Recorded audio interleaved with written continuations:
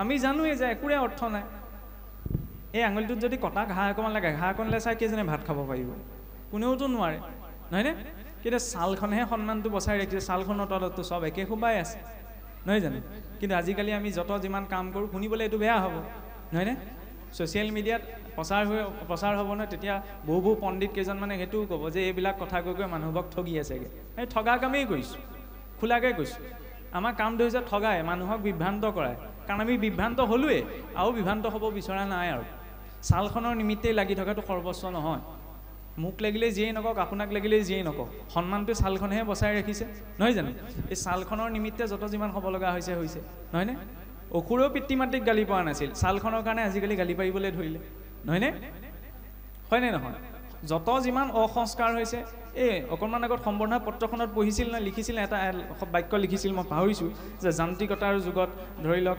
আধ্যাত্মিকতা নাইকিয়া হৈছে আধ্যাত্মিকতা তিল মানুহ নাইকিয়া হোৱা নাই কেনেকৈ নাইকিয়া হৈছে বুলি আমি ক'ব পাৰোঁ নহ'লে ইমান অনুষ্ঠান নাথাকিলেওহেঁতেন আজিৰ পৰা 50-60 বছৰ আগতে ভাগৱত কি বস্তু চিনিও নাপাওঁ আমি এতিয়াহে ইমান প্ৰচাৰ প্ৰসাৰ হৈছে আধ্যাত্মিকতাৰ অভাৱ হোৱা নাই ধৰ্মৰ অভাৱ হোৱা নাই অনুষ্ঠান অভাৱ হৈছে এইটো ভুলতো ক'ব নোৱাৰোঁ বিশেষকৈ আমাৰ অসমত নহয়নে সমস্যা ক'ত হৈছে অভাৱ কিহৰ হৈছে সংস্কাৰৰ হয়নে গোটেই খেলখন ছালখনৰ নহ'লে মৃতকজনৰ লগত এই চোৱা বস্তু বুলি চেণ্ডেলযোৰ শ্মশানলৈ যাব অলংকাৰকেইটাক যোৱা দেখিছে জানো কোনোবাই পঠিওৱা দেখিছে তাত ভেদভাৱ নাই কিন্তু মৃতকৰ যে অলংকাৰকেইটা খুলি থ'ব লাগে সামাজিক সম্প্ৰদায় সংস্থা যিয়েই নহওক অসমতেই হওক উত্তৰ ভাৰততে হওক দক্ষিণ ভাৰততে অন্য ক'ৰবাতে হওক সেইবিলাকৰ ক্ষেত্ৰত কিন্তু নীতি নিয়মবিলাক একেই য'ত লাভ আছে তাত নীতি নিয়ম একেই য'ত লাভ নাই তাত নীতি নিয়ম বেলেগ মানে আল্টিমেটলি আমি গোটেই সংসাৰীসকলে যিটো কৰি আছে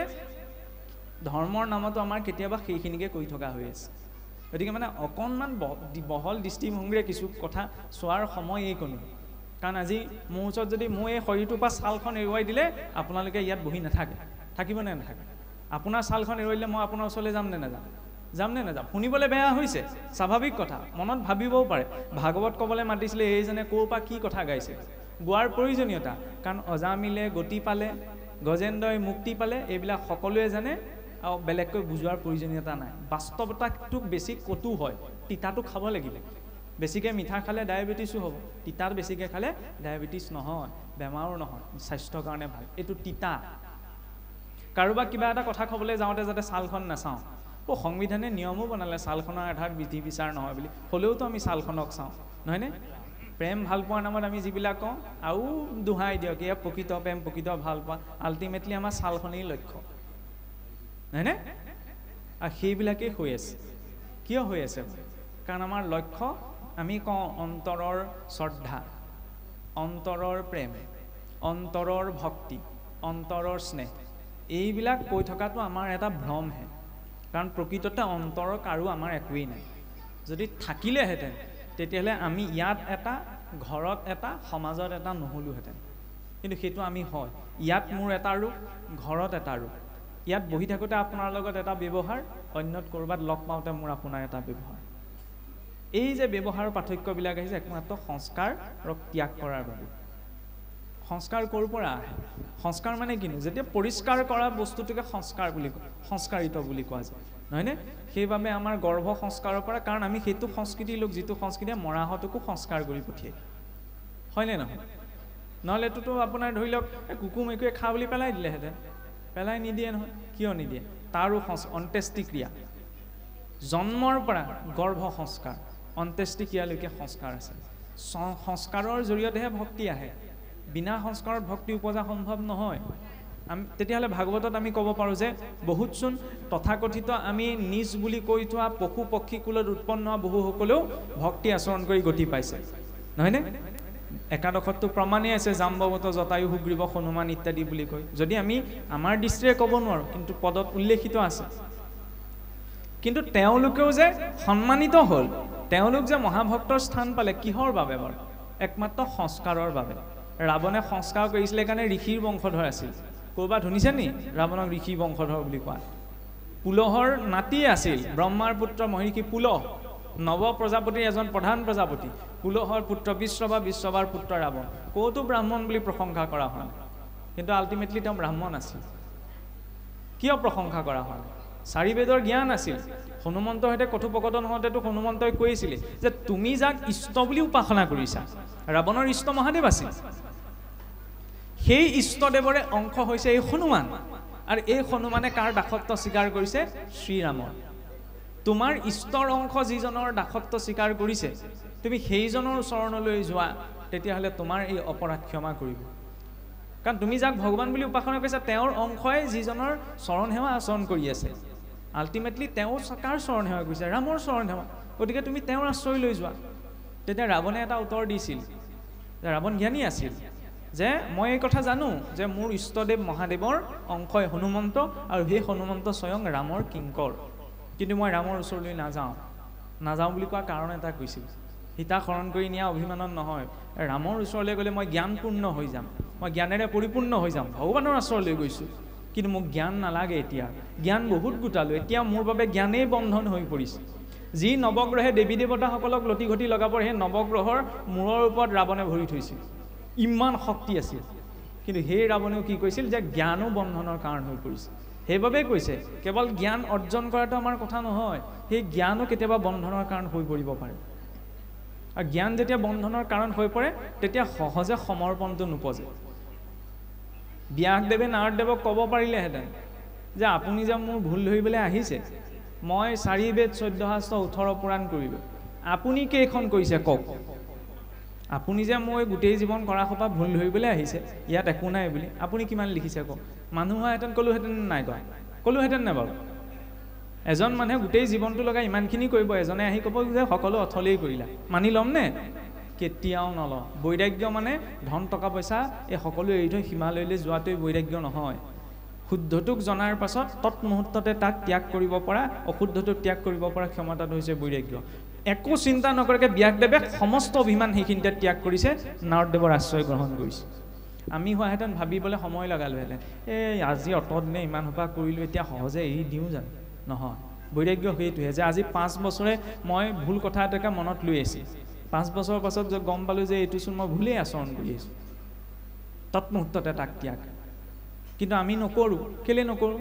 এই 10জনক মই তেনেকেই ক'লোঁ, তেনেকৈ আজি ইমান দিনে চলিলোঁ, আৰু এই চলি যাওক দিয়া। সেইটো হৈছে বিকৰ্ম।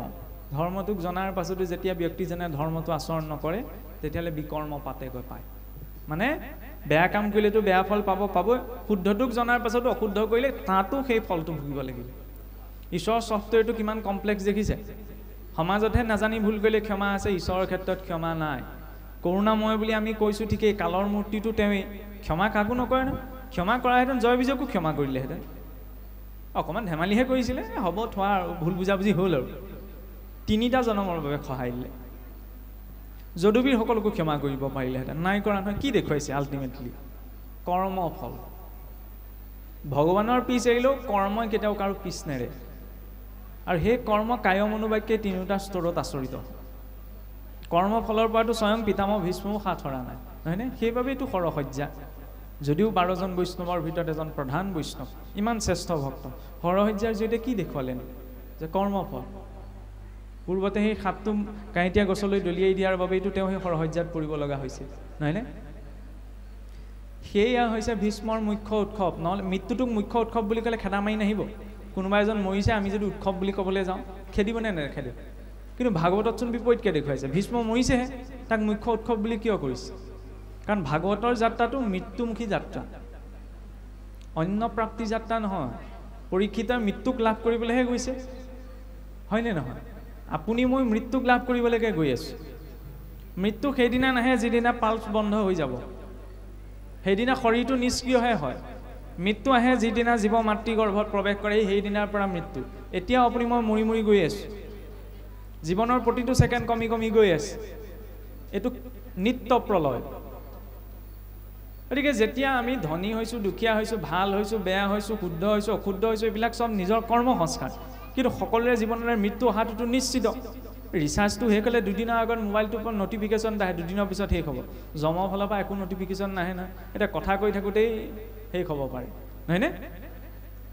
যেতিয়া মৃত্যুটো সত্য, সেই সত্যতাটো গ্ৰহণ কৰাৰ বাবে ব্যক্তিজনক প্ৰস্তুত কৰিবলৈ ভাগৱত দিয়া হৈছে। কাৰণ যিদিনা মৃত্যুটোক আপুনি মই নিশ্চিন্ত মনেৰে নিৰ্ভয়ে গ্ৰহণ কৰিব পাৰিম, সেই তেতিয়াই জীৱৰ মুক্তি। এতিয়া মুক্তি বুলি কওঁতে মনতে প্ৰশ্ন আহিব পাৰে, আমাৰতো ভক্তসকলে মুক্তি নিবিচাৰে, ভকতসকলে মুক্তি নিবিচাৰে। ভুল ধাৰণা। আমি যদি ঈশ্বৰৰ সন্মুখত কৈছোঁ যে প্ৰভু আমাক মুক্তিও নালাগে, তেতিয়াহ'লে কি মহাপুৰুষ মাধৱদেৱে ভুল লিখিলে নি? মুক্তিটো নিস্পৃহ যিটো সেহি ভকতক মোৰ ৰসময় মাগো। মহাপুৰুষৰ বাক্যটো ভুল হ'ব নোৱাৰে। কিন্তু আমি তাৰ আলম লৈ পেলাই ঈশ্বৰক এইটো কথা ক'ব নোৱাৰোঁ। আমি মুক্তিত স্পৃহা নথকা ভক্তজনৰ পৰা ঈশ্বৰৰ ৰসময় ভক্তি বিচাৰিব পাৰোঁ, সেইটো ঘোষাৰ আৰম্ভণিতে কৈছে। কিন্তু তাকে কিছুসকলে ভুলকৈ বুজে, ভুলকৈ বুজি পেলাই ঈশ্বৰৰ ওচৰত আমি প্ৰাৰ্থনা কৰোঁ যে প্ৰভু আমাক মুক্তিকো নালাগে। এই ইচ্ছাটো আপুনি মই কৰিব নোৱাৰোঁ। যদি এই ইচ্ছাটো প্ৰকাশ কৰা হৈছে তেতিয়াহ'লে সেইটো এটা ভ্ৰমহে। কিয় ভ্ৰম বুলি কোৱা হৈছে? আপুনি মই জন্মটো কিয় পালোঁ? ভাগৱতনো কিয় দিয়া হয়? ভকাৰম ভাবুকম জ্ঞেয়ম গকাৰম জ্ঞানম উদ্ভৱম অকাৰম বৈষ্ণৱী জ্ঞানম। ত বৰ্ণই কি ক'লে? তকাৰম তত্ত্ব ভাৱকম। ত বৰ্ণই তৰি যোৱাৰ কথা ক'লে, নহয়নে?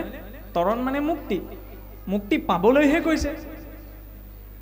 ৰজা পৰীক্ষিতে 7 দিনৰ পিছত তেওঁ মৃত্যুটো গম পোৱাৰ পাছত শুকদেৱৰ ওচৰত কিয় ভাগৱত শুনিবলৈ গৈছিল? তৰি যোৱাৰ বাবেহে। আপুনি মই আকৌ শুনি যদি কওঁ যে ঈশ্বৰ আমাক মুক্তিও নালাগে, তেতিয়াহ'লে হ'ব জানো? মুক্তি সেইজনে নালাগে বুলি ক'ব পাৰে যিজন মুক্তিৰ অধিকাৰী। মই চাকৰিটো পোৱা নাই, নোপোৱা আগতে যদি মই কওঁ মোক চাকৰি নালাগে, আপুনি ক'বনে প্ৰথমতে পাই দেখুওৱা, তাৰপিছত ত্যাগ কৰিবা? সেইটোহে ত্যাগ। মই পোৱাই নাই, তাৰপিছত যদি পোনপ্ৰথমতে কৈ দিওঁ মোক নালাগে বুলি, তেতিয়াহ'লেতো মই মূৰ্খামি আচৰণ কৰিছোঁ। ঈশ্বৰৰ সেই ভক্তি স্তৰটো পোৱাৰ পাছত যদি নিষ্কাম ভক্তি উপজে, প্ৰভু মুক্তিটো তেতিয়া স্পৃহা নাইকিয়া হৈ যায়। সেইজন হৈ একান্তজনৰ স্থিতি। কিন্তু সাধাৰণ ভাৱত আমি সকলোৱে আমাক মুক্তি নালাগে বুলি ক'ব নোৱাৰোঁ, আমাক মুক্তি লাগে। কিন্তু যদি সময়ত মুক্তিৰ অধিকাৰী হোৱাৰ পিছত ঈশ্বৰৰ ভক্তিভাৱটোৰ প্ৰতি আমাৰ এইটো ভাৱ উপজে যে এতিয়া আৰু মুক্তিৰ সুখটো মোক প্ৰয়োজন নাই, তেতিয়াহ'লে আমি ক'ব পাৰোঁ যে আমাক প্ৰভু মুক্তিকো নালাগে। কিন্তু প্ৰথমতে মুক্তিৰ অধিকাৰী হ'ব লাগিব, নহয়নে? চাকৰিটো পোৱাৰ পিছতহে চাকৰিটো ত্যাগ, নোপোৱাকৈ ত্যাগটোক ত্যাগ বুলি কোৱা নাই যে, তেতিয়াহ'লেচোন সকলোৱে ত্যাগ কৰিছে, নহয়নে? সেইটোতো সম্ভৱ নহয়। তেতিয়াহ'লে নিম্নজন উচ্চজন, নিম্ন উচ্চ জাতিভেদৰ স্তৰত কোৱা নাই, ভাৱৰ স্তৰত। গতিকে ভাৱত যিজন নিম্ন, ভাৱত যিজন উচ্চ, তেওঁলোকৰ মাজত একো ভেদ নাথাকিব। কিন্তু ভেদটোতো আছেনে নাই? মোৰ ভাৱ আপোনাৰ ভাৱৰ মাজত পাৰ্থক্য আছে। আমি যদিও একেখন মজিয়াত বহি আছোঁ, কাৰণ আপুনি যিদৰে সকলো কথা ভাবে মই তেনেকৈ নাভাবিবও পাৰোঁ, মই যেনেকৈ ভাবোঁ আপুনি নাভাবিবও পাৰে। ভাৱৰ স্তৰ পাৰ্থক্য আছে। সেই ভাৱৰ স্তৰৰ পাৰ্থক্যটো তেতিয়াহে নাইকিয়া সম্ভৱ যেতিয়া সেই মুক্তিৰ স্তৰটো প্ৰাপ্ত কৰা যাব। তাৰপিছত আমি সকলোৱে জানো যে ভীষ্মৰ মুখ্য উৎসৱৰ পাছতেই আপোনাৰ প্ৰসংগ আহে কৃষ্ণৰ দ্বাৰকালৈ পুনৰাগমন, ধৰ্ম পৃথিৱীৰ সংবাদ, কলিৰ নিগ্ৰহ, এইখিনিতো সকলোৱে জানে। তাৰপিছত ৰজা পৰীক্ষিতৰ ব্ৰহ্মশাপ প্ৰাপ্তি, শুকদেৱৰ আগমন। এই কথাই প্ৰথম স্কন্ধ সম্পূৰ্ণ। দ্বিতীয় স্কন্ধত শুকদেৱৰ উত্তৰ আৰম্ভ হৈছে, নহয় নে? ভাগৱত ধৰ্ম মহাধৰ্ম কথনৰ যি বিদুৰ মৈত্ৰেয় সংবাদ, শেষত ভাগৱতৰ দশলক্ষণ বৰ্ণনা। প্ৰথম আৰু দ্বিতীয় স্কন্ধ ভাগৱতৰ আৰম্ভণি অংশহে। মূল কথা ক'ৰ পৰা আৰম্ভ হৈছে? তৃতীয়ৰ পৰা। সেইকাৰণে তৃতীয়ত ভাগৱতৰ দশলক্ষণ প্ৰথমটি লক্ষণ সৰ্গ। সৰ্গ মানে হৈছে ঈশ্বৰৰ বৈকৃত সৃষ্টি, অৰ্থাৎ এই গোটেই বিশ্ব ব্ৰহ্মাণ্ডখন বনাবলৈ যাওঁতে কি কি তত্ত্বৰ প্ৰয়োজন হ'ল, কি কি তত্ত্বই সংসাৰখন নিৰ্মাণ হ'ল, সেই বিষয়ে আৰম্ভণিতে বৰ্ণনা আছে। ঘৰটো বনাবলৈ যাওঁতে চিমেণ্টটো ভাল হয়নে নহয়, লোহাৰ কোৱালিটি ভাল হয়নে নহয়, আমি চাওঁ নে নাচাওঁ? সেইকাৰণে ভাগৱতৰ প্ৰথমতে গোটেই ইউনিভাৰ্ছখনৰ মেটেৰিয়েলবিলাকৰ বৰ্ণনা আহিছে, অনাদি পাতন, সৃষ্টিৰ বৰ্ণনা, নহয়নে? পোনপ্ৰথমতে তত্ত্বসমূহৰ বৰ্ণনা, ক'ত কেনেকৈ উৎপত্তি হ'ল। আৰু তাৰ কথা ক'বলৈ যাওঁতে আৰম্ভণি হৈছে ক'ৰ পৰা? মহাপ্ৰলয়ৰ কথাৰ পৰা। কিবা এটা ভাল কথা ক'বলৈ গৈছে ধ্বংসৰ কথাৰ পৰাহে আৰম্ভ হৈছে, কাৰণ য'ত ধ্বংস হৈছে তাতহে নতুন সৃষ্টি, হয়নে? মহাপ্ৰলয়ৰ কথনৰ পাছতে সমগ্ৰ প্ৰকৃতিৰ জৰিয়তে কিদৰে তত্ত্বসমূহ প্ৰকট হ'ল তাৰ বৰ্ণনা। দ্বিতীয় অংশত কপিল চৰিত আৰম্ভ হ'ল, ব্ৰহ্মাদেৱৰ পৰা প্ৰজা সৃষ্টি, সেইবাবে তেওঁক প্ৰজাপতি বুলি কোৱা হয়। মনুৰ পুত্ৰসকলৰ পৰা মনুৰ বংশ বাঢ়িল, সেইবাবেতো মনুষ্য কোৱা হ'ল। কপিল চৰিতত ঋষি কদৰ্মৰ আদি দেৱহূতিৰ পুত্ৰৰ ওপৰত কপিল প্ৰভুৰ আৱিৰ্ভাৱ, আৰু সেই কপিল প্ৰভুৰ জৰিয়তে সাংখ্য ভক্তি যুগৰ জ্ঞান প্ৰদান। তৃতীয় স্কন্ধ 33টি অধ্যায় সিমানতে শেষ। চতুৰ্থত 34টি অধ্যায়। পোনপ্ৰথমতে আৰম্ভ হৈছে ক'ৰ পৰা? মনুবংশ কথন, শিৱদক্ষৰ বিৰোধ। শিৱদক্ষৰ বিৰোধৰ পাছতে আহিছে ৰজা উত্তানপাদৰ বংশ বৰ্ণনা বা ধ্ৰুৱ চৰিত, ভক্ত ধ্ৰুৱৰ বৰ্ণনা। তাৰ পাছত পৃথু উপাখ্যান, তাৰ পাছত আপোনাৰ পুৰঞ্জন উপাখ্যান। চতুৰ্থৰ পাছতে পঞ্চমত সম্পূৰ্ণ 26টি অধ্যায়, ভলাতবী বৰ্ণনা, সৃষ্টি বৰ্ণনা, নৰকৰ বৰ্ণনা। ষষ্ঠত অজামিল উপাখ্যান, অজামিল উপাখ্যানৰ পাছতে বৰ্ণনা আহিছে কি বৃত্তাসুৰৰ উপাখ্যান। এই কথাটো এইবিলাক প্ৰসংগটো সকলোৱে জানে। সপ্তমত 15টি অধ্যায় প্ৰহ্লাদ চৰিত মুখ্য বৰ্ণনা, প্ৰহ্লাদৰ কথাটো সকলোৱে জানে। তাৰপিছতে অষ্টমত 24টি অধ্যায়, পোনপ্ৰথমতে আহিছে আপোনাৰ গজেন্দ্ৰ উপাখ্যান, বলিচল, শেষত মৎস্য অৱতাৰ বৰ্ণনা। নৱমত ৰজা ৰুচিৰ উপাখ্যান, অম্বৰীষৰ উপাখ্যান, হয়নে, সূৰ্য আৰু চন্দ্ৰ বংশৰ বৰ্ণনা। সেইবাবে সেই অধ্যায়টোক কি কোৱা হৈছে মন্বন্তৰ, কাৰণ আৰম্ভণিৰ পৰা যদি আমি এটা ছিকুৱেঞ্চত এটা ক্ৰমত চাওঁ, সৰ্গ ঈশ্বৰৰ বৈকৃত সৃষ্টি, বিসৰ্গ ঈশ্বৰৰ প্ৰাকৃত সৃষ্টি, কিদৰে প্ৰজাসকলৰ উৎপত্তি হ'ল, তাৰ পাছতে স্থিতি, জগতখন ক'ত স্থিত হৈ আছে সহজভাৱে, উটি সৃষ্টিৰ আদিৰে পৰা বৰ্তমানলৈকে কি ধাৰাৰে সৃষ্টিখন বৰ্তি আহিছে। তাৰপৰা মন্বন্তৰ, 14জন মনুৰ শাসনকালত ঈশ্বৰৰ লীলাসমূহ ভিন্ন ভিন্ন হয়। প্ৰতিজন মনুৰ শাসনকালত ঈশ্বৰৰ আচৰিত লীলাসমূহ কি কি?